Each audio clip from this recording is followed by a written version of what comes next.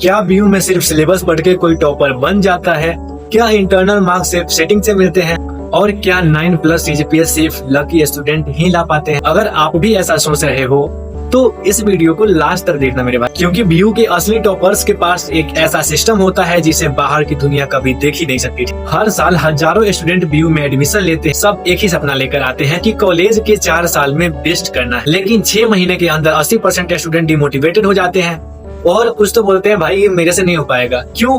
क्योंकि यहाँ का सिलेबस इतना वास्ट है कि अगर आपने बिना प्लानिंग के पढ़ाई की तो या तो CGPA गिरता है या फिर मेंटल हेल्थ गिर जाएगा। और इसी गैप का फायदा उठाते हैं वो स्टूडेंट जो शुरू से ही एक स्ट्रेटजी के साथ चल रहे होते हैं।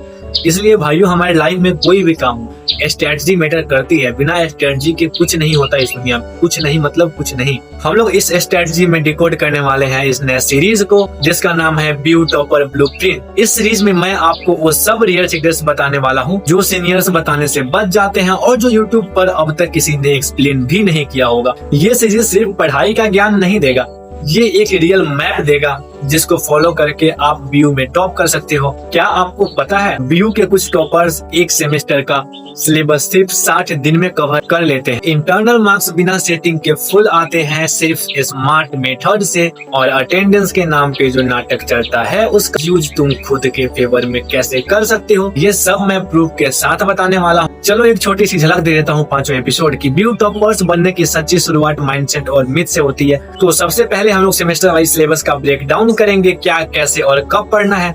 और दूसरे नंबर पे हम लोग 9+ CGPA स्ट्रेटजी रियल टॉपर्स के सीक्रेट्स। और थर्ड नंबर में हम लोग इंटरनल मार्क्स का असली गेम बिना किसी सेटिंग के कैसे टॉप करते हैं, ये सारा चीज जानेंगे।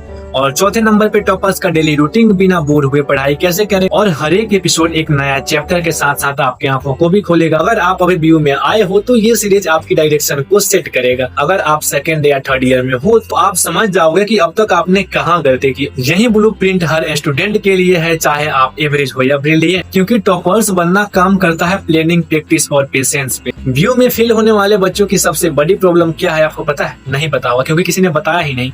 वो सोचते हैं सिलेबस पढ़ के सब हो जाएगा, लेकिन सिलेबस तो सब पढ़ते हैं। टॉपर वही बनता है जो स्मार्टली पढ़ता है। टॉपर टॉपिक्स को कैटेगराइज करते हैं, जैसे कि जो हाई वेटेज हो गया उसको अलग करेंगे, जो इजी मार्क्स वाला हो गया उसे अलग रखेंगे, और जो प्रोफेसर्स का फेवरेट टॉपिक्स है उसे अलग रखेंगे, ताकि इंटरनल में लोग अच्छे मार्क्स गेन कर सके। आपको पता है टॉपर्स पढ़ाई को कैसे देखते हैं? तो लोग अपनी पढ़ाई को एक गेमिंग की तरह ट्रीट करते हैं। हर सेमेस्टर एक मिशन होता है और आप भी ऐसे ही बन सकते हो अगर आपके पास सही मैप हो तो।